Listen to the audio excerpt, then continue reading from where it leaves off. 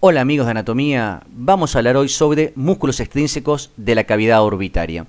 Los músculos extrínsecos son 4 rectos, 2 oblicuos y el elevador del párpado superior. Si vemos en esta vista lateral de la cavidad orbitaria, esto es superior, esto es inferior, esto es anterior y esto es posterior. El recto superior es ese músculo que tiene un trayecto recto y se encuentra en el sector superior de la cavidad orbitaria, de ahí viene el nombre. Este es el recto inferior, el recto interno, el recto externo. Acá tengo el oblicuo mayor que tiene un trayecto oblicuo en el sector anterosuperior de la cavidad orbitaria y tiene un accidente anatómico muy importante que es una polea de reflexión en la fosita troclear del sector superointerno del techo orbitario. Acá tenemos al oblicuo menor en el sector anteroinferior de la cavidad orbitaria y por último tenemos al elevador del párpado superior, que es un músculo que tiene un trayecto recto inmediatamente superior al recto superior y se inserta en la cara posterior del párpado superior. En esta vista anterior de la cavidad orbitaria, para que ustedes ubiquen, esto es superior, esto es inferior, esto es interno y esto es externo, acá podemos ver la inserción esclerótica o inserción anterior del recto superior,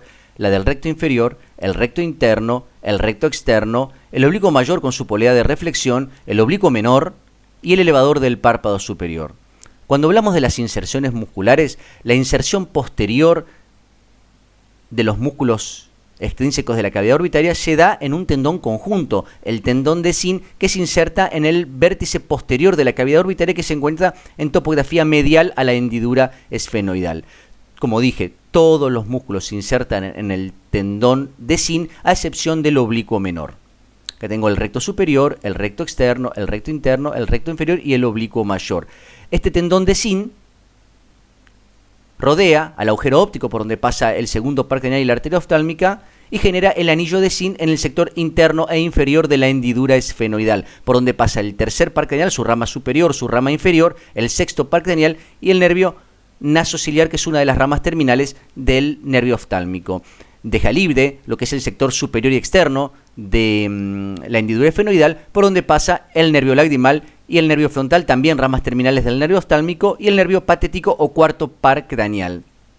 La inserción anterior de todos los músculos extrínsecos de la cavidad orbitaria se da a nivel de la esclerótica, la membrana túnica fibrosa externa del globo ocular, a excepción del elevador del párpado superior, que se inserta en la cara posterior del párpado superior. Si vemos los músculos oblicuos, el oblicuo mayor, como dije, también se inserta en el sector superior e interno del anillo de Sinn, tiene un trayecto superior y medial en la cavidad orbitaria, tiene la polea de reflexión en la fosita troclear para reflejar su tendón que se va a insertar en el sector superior y lateral del globo ocular, obviamente a nivel de la esclerótica. Después tengo al oblicuo menor, que como habíamos dicho es el único músculo extrínseco que no se inserta en el tendón de Sinn, lo hace en el ángulo antero-interno de la cavidad orbitaria, se dirige con sentido inferior y lateral en el sector anterior de la cavidad orbitaria para insertarse también a nivel inferior y lateral en el globo ocular entre el recto externo y el recto inferior.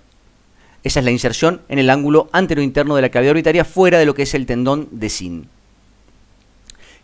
En cuanto a los nervios que inervan a los músculos extrínsecos, quienes permiten la motricidad de estos músculos, la mayoría está inervado por el tercer par craneal o motor ocular común. Yo les sugiero que estudien los que no están inervados por el tercer par craneal. El sexto par o motor ocular externo inerva al recto externo, o sea, el motor ocular externo inerva al recto externo, más o menos para que sea más fácil de aprenderlo. El cuarto par, nervio patético troclear, inerva al oblicuo mayor. El resto, el oblicuo menor, el recto interno, recto inferior, recto superior y elevador del párpado superior están inervados por el tercer par craneal.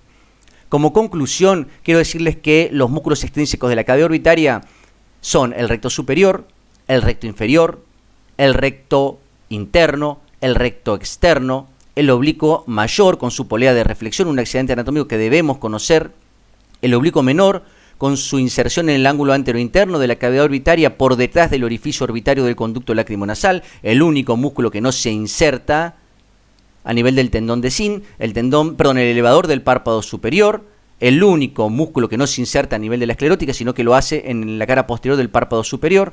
Ahí tenemos el tendón de Sinn, el tendón conjunto para la inserción de todos los músculos extrínsecos en el vértice de la órbita, a excepción del oblicuo menor, rodea al agujero óptico y genera el anillo de Sinn en el sector inferior y medial de la hendidura esfenoidal, dejando libre el sector superior y lateral de la hendidura esfenoidal por donde pasa el nervio lagrimal y el nervio frontal, ramas terminales del nervio oftálmico, a su vez rama terminal o una de las ramas terminales del quinto par, el nervio patético octoclear que va a inervar al oblicuo mayor, la rama superior del tercer par craneal que va a inervar al elevador del párpado superior y al recto superior, el sexto par que va a inervar al recto externo, la rama inferior del tercer par que va a inervar al recto inferior y al oblicuo menor, y el ramo nasociliar también una de las ramos nerviosos terminales del nervio oftálmico.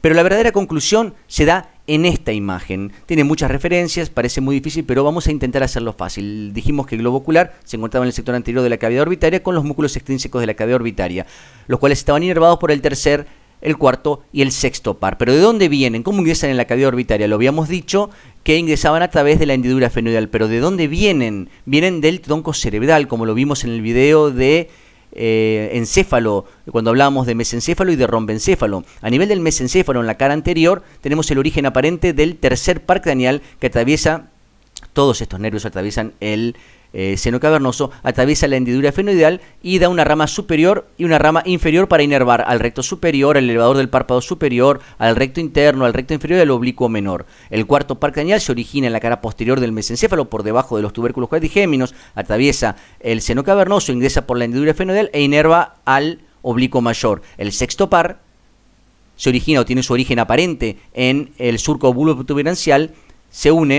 atraviesa al seno cavernoso, ingresa por la hendidura esfenoidal e inerva el recto lateral. ¿Para qué me sirve saber todo esto? Para saber que anatomía es un gran rompecabezas. No tengo que estudiar solamente que están inervados por los pares craneales que dije, sino tengo que saber de dónde vienen esos pares craneales, cuál es su origen, cuáles son sus relaciones anatómicas. ¿Para qué? Para llevarlo a la clínica en algún momento. Por ejemplo, si tengo un paciente que no puede movilizar el globo ocular hacia afuera, ¿qué músculo tiene esa función? El recto externo.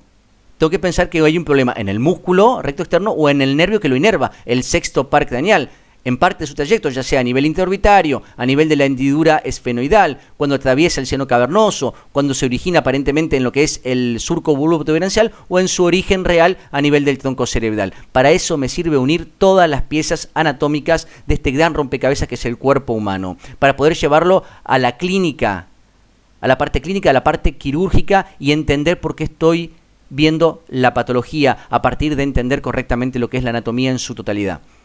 Muchas gracias, espero les haya servido. Recuerden que anatomía es fácil, no dejen que nadie se las complique.